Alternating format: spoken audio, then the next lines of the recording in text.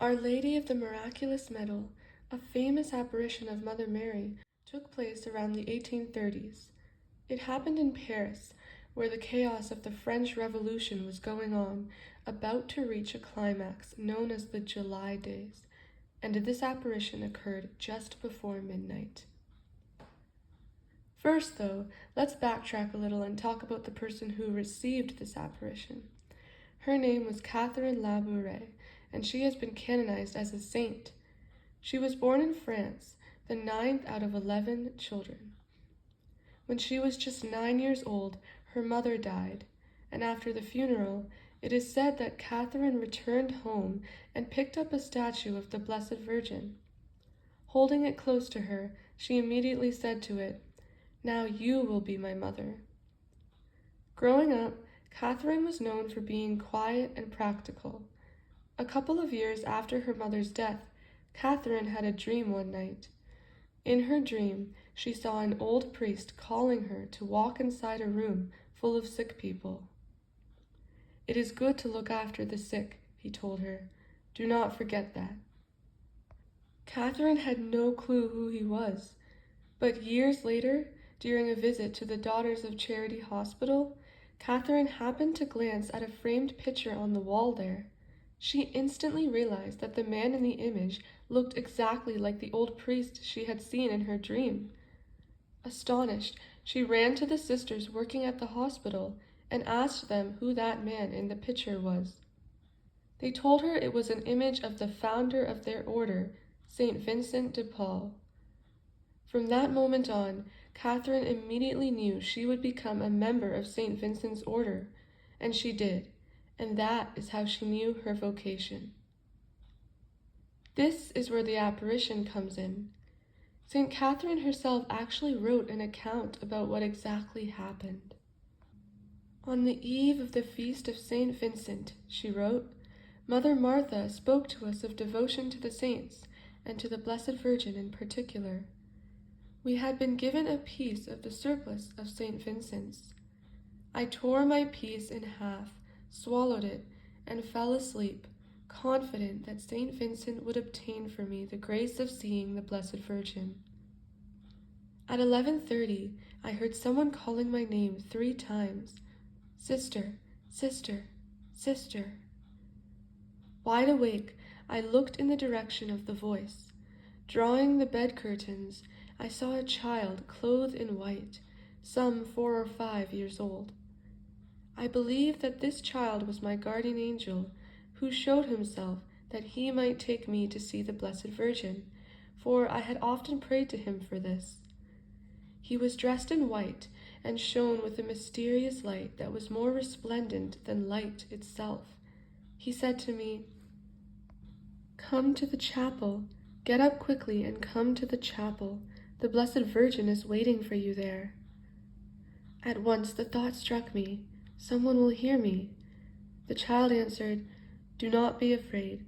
It is 11:30. Everyone is asleep. Come, I am waiting for you.'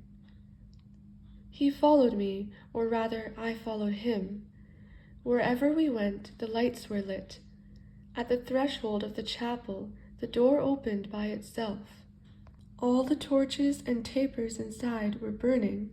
It reminded me of midnight mass, but I did not see the Blessed Virgin. The child led me into the sanctuary. Finally, the hour came. The child announced it to me, saying, 'Here she is.' I heard a noise like the rustling of a silk dress, and saw that a lady was seating herself in a chair on the altar steps. Looking upon the Blessed Virgin, I flung myself toward her, falling on my knees. There, a moment passed, the sweetest of my life.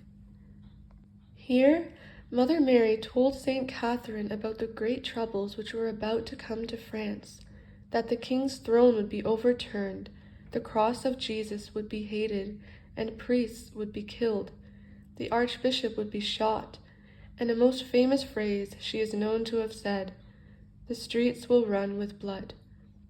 Right after this vision, and after Catherine went to her room again, a bomb fell at 2 a.m. in Paris.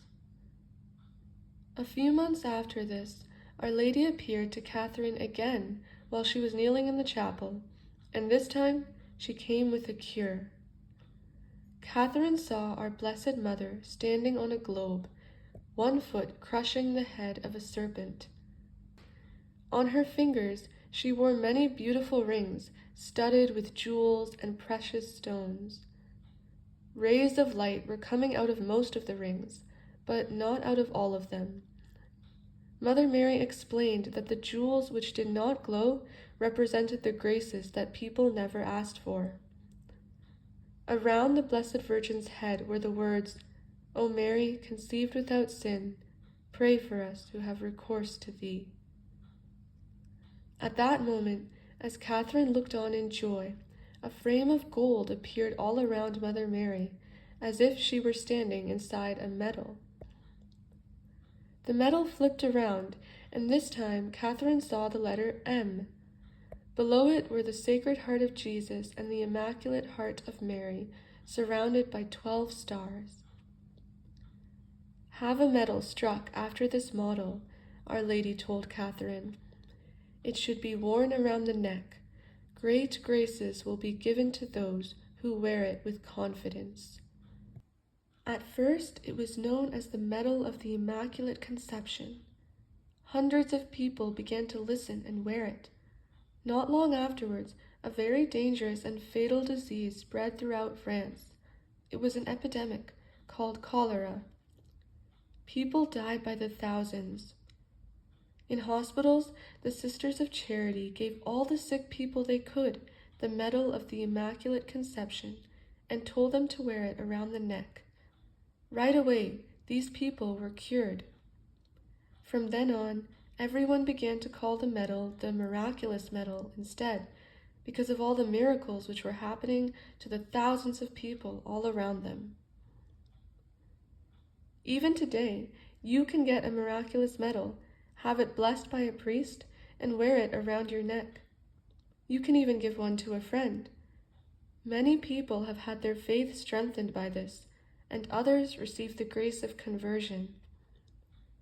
And just as this medal shielded the people of France from terrible sickness, it will also protect you in many ways that you can't see.